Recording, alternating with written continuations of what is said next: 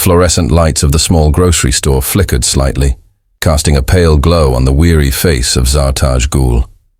Her arms ached from holding her infant son, who had finally drifted into a fragile sleep against her shoulder. The soft rise and fall of his tiny chest was the only thing that gave her strength to stand there, even as her own legs trembled from exhaustion. In front of her on the counter, stacks of coins lay neatly arranged, quarters, dimes, and even a few nickels she had scraped together from the bottom of her handbag, the car's cup holder, and the pockets of an old winter coat. She counted them twice, her heart sinking each time. It was barely enough. The cashier, a young man who had probably scanned thousands of items without thinking twice, glanced down at the coins with a mixture of impatience and pity. "Ma'am," he said softly, lowering his voice so others wouldn't hear. "This isn't enough for the formula." Zartaj's cheeks burned as if every eye in the store had turned to her. She shifted the baby closer, whispering, "It's all I have. Please, I'll bring more tomorrow." But even she knew it was a promise she couldn't keep. Tomorrow, there would be no miracle. Tomorrow would be the same struggle. Behind her in line, a man stood silently watching. His presence carried a weight, though he hadn't spoken a word. Dressed in a sharp black coat, with broad shoulders and a calm, commanding aura, Haider Ali looked like he belonged to a different world entirely. To most, he was an enigma, a CEO who rarely appeared in public without the shield of his office, assistants or tinted car windows. But today, fate had placed him in the most ordinary of places. A grocery store, and there, he saw something that stirred him deeply. The sight of the young mother struggling with coins triggered a memory he had buried long ago. He too had once known hunger. He too had once counted coins for bread. The only difference was that he had no child depending on him back then. Zartaj lowered her eyes, her pride fighting against her desperation. She picked up the coins again as if rearranging them could magically create more value. Her voice cracked as she whispered, "Just one can. Please." Her baby stirred, letting out a soft cry. And that sound pierced through Haider Ali's heart more than any boardroom battle ever could. For the first time in years he felt helpless, not in business, but as a human being.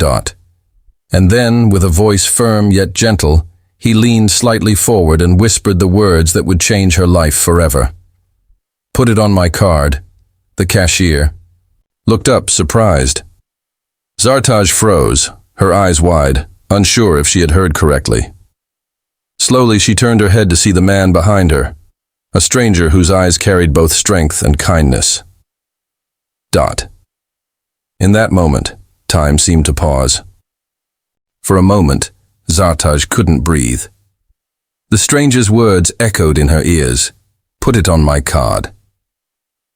No one had ever spoken to her like that, not in months of struggle, not in the long, endless days of survival where every rupee, every coin, had to be stretched until it screamed . She turned fully now, clutching her baby close as if shielding him from disappointment. Her eyes, tired but sharp, met Haider Ali's. "Sir." "No, I can't let you," she began, her voice trembling between gratitude and pride. But Haider's gaze was steady, carrying no hint of pity, only quiet certainty. "It's not for you," he said softly. "It's for him." His eyes flicked briefly toward the sleeping child in her arms. Babies don't wait for tomorrow. Her lips parted, but words failed her. For a woman who had spent months building invisible walls around her heart, this stranger's compassion slipped through them effortlessly. She wanted to refuse, her pride screamed at her to refuse, but her baby stirred, a tiny whimper escaping. His lips, and that sound silenced her pride. The cashier hesitated, glancing between them. Haider Ali slipped his sleek black card onto the counter with a motion so smooth it revealed he was used to this. Paying, solving, moving forward. The machine beeped. Transaction approved. The can of formula slid across the counter toward Zartaj. For her, it wasn't just food, it was life. Her fingers trembled as she picked it up. She turned again toward the stranger. "Thank you," she whispered, her throat tightening around the words. Then, almost in a rush, she added, "But I'll pay you back, I promise. Somehow, I'll return it." Haider's lips curved into the faintest smile. "Keep your promise to him first," he said, nodding at her baby. "That's the only debt that matters." For a moment, silence wrapped around them, heavy but not uncomfortable. Then, almost without thinking, Haider asked, "What's his name?" "Adam," she replied softly, pressing her lips against the baby's forehead. A shadow passed briefly over Haider's face at the name, as if it tugged at some hidden memory. He nodded slowly, his expression unreadable. Zartaj shifted awkwardly, hugging the formula can against her side. She felt exposed, as though this stranger had seen a part of her she worked hard to hide. The desperation, the silent prayers whispered at night, the quiet tears she shed when no one was looking. Haider, meanwhile, studied her with quiet curiosity. She wasn't like the people he usually dealt with, polished executives, competitors in tailored suits, socialites with rehearsed smiles. This woman had no mask, no performance, just raw survival. "Thank you," she said again, firmer this time, gathering what little dignity she could. "People don't usually do that. People forget they're people," Haider replied simply. Then, as if realizing he had said too much, he adjusted his coat, straightened slightly, and added, "Take care of yourself. And Adam." Before she could respond, he turned and walked out of the store. His stride was steady, his figure tall and unshaken. But inside, something had shifted. And in Zartaj's heart, for the first time in months, a small spark of hope flickered.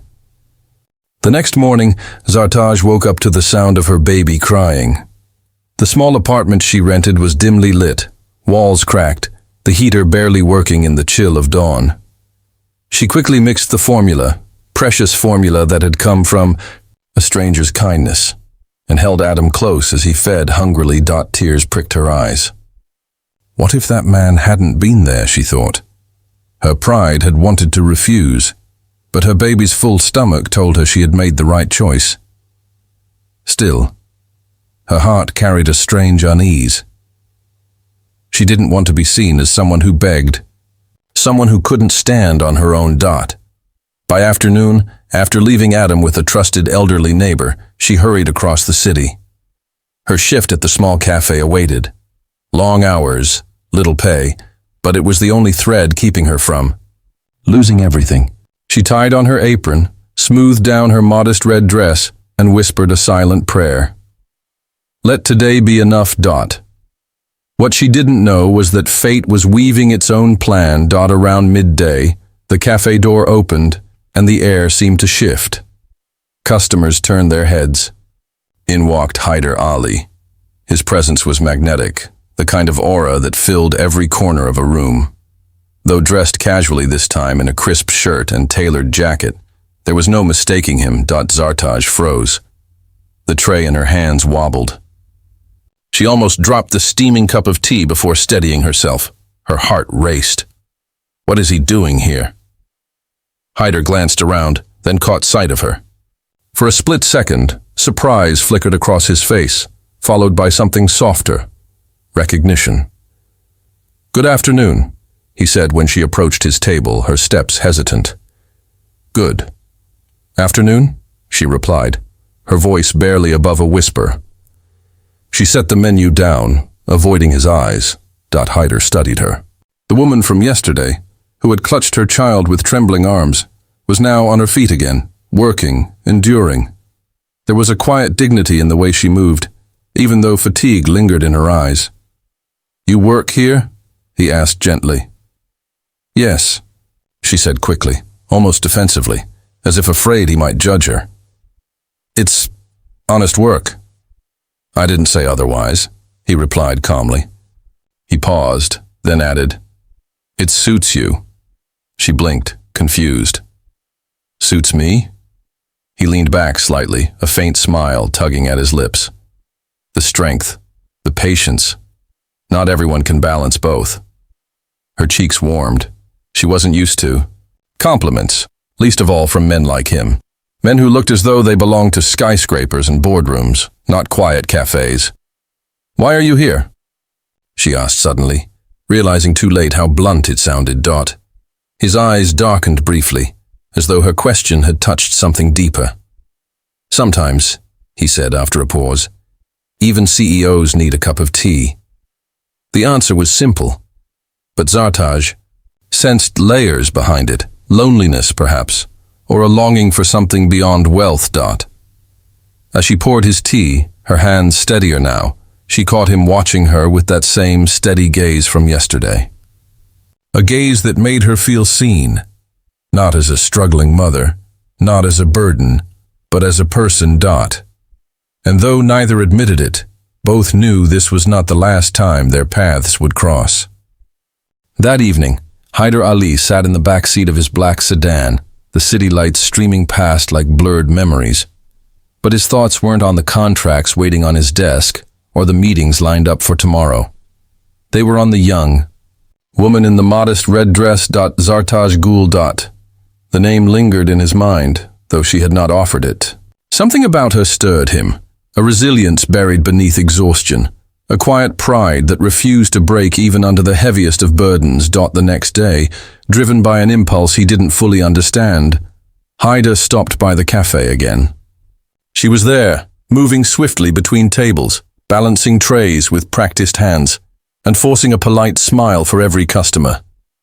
But her eyes told another story, of sleepless nights, of constant worry, of a heart carrying more than it should.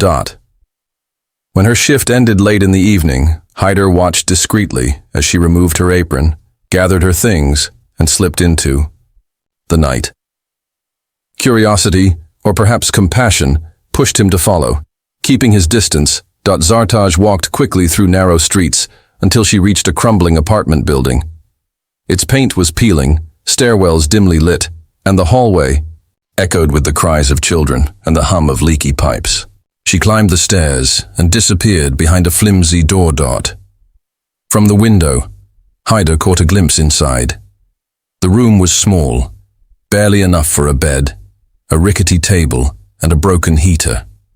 Yet in that humble space, Zartaj cradled her son with tenderness, rocking him gently until his cries faded. Then, in the stillness of the night, she sank onto the floor, her shoulders trembling. Haider felt a tightness in his chest. He had seen poverty before, he himself had risen from it, but to witness it in her, the woman who carried herself with such dignity, was different. She didn't deserve this loneliness, this endless fight. The next day at the cafe, he asked casually, "How old is Adam?" Her eyes widened slightly. "You remembered his name?" "Of course," he said simply. "Names matter." She hesitated before answering.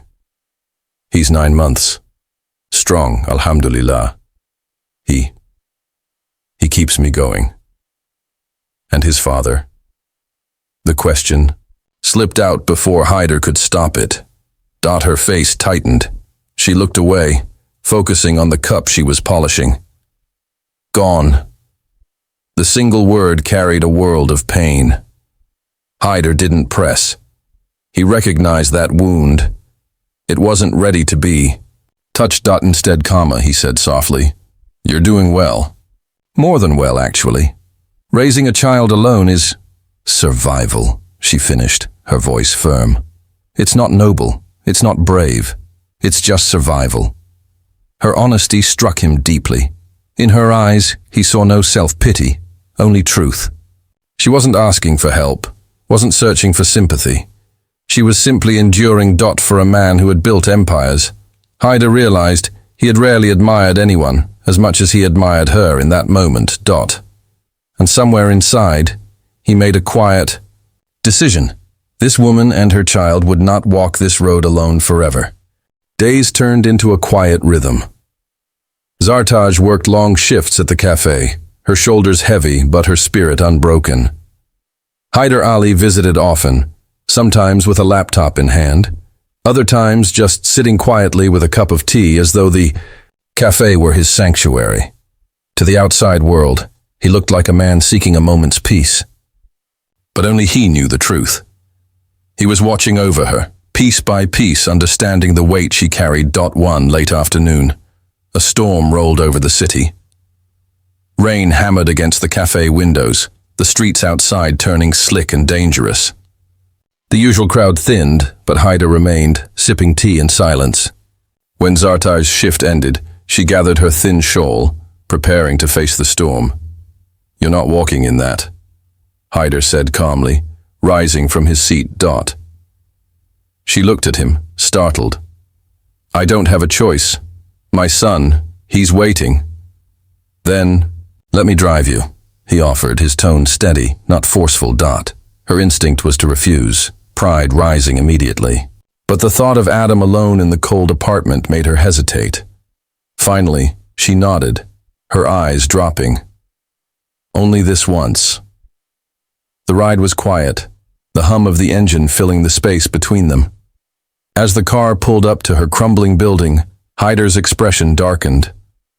He had seen boardrooms worth millions, penthouses overlooking the ocean, estates sprawling over acres of land.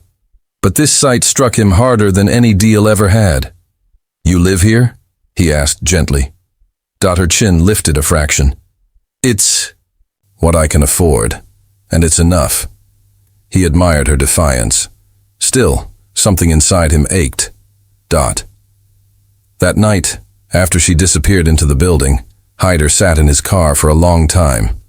He thought of his own past, nights when he too had counted coins, slept hungry, and promised himself that one day, life would be different.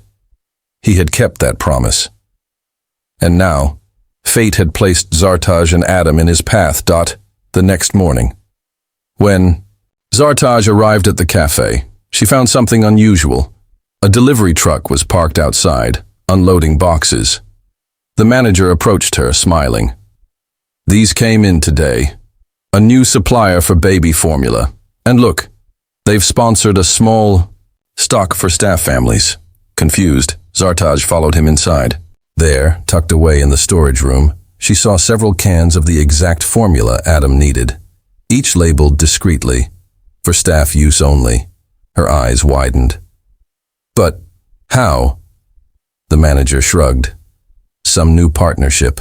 I don't ask questions." Zartaj held a can in her hands, her heart pounding. It couldn't be coincidence. She turned her head, and through the cafe window, she saw him, Haider Ali, sitting quietly with his tea, watching her reaction with unreadable eyes. Their gazes met. He didn't say a word. He didn't need to. And in that silence, she understood. He was helping her, but in a way that allowed her to keep her pride intact.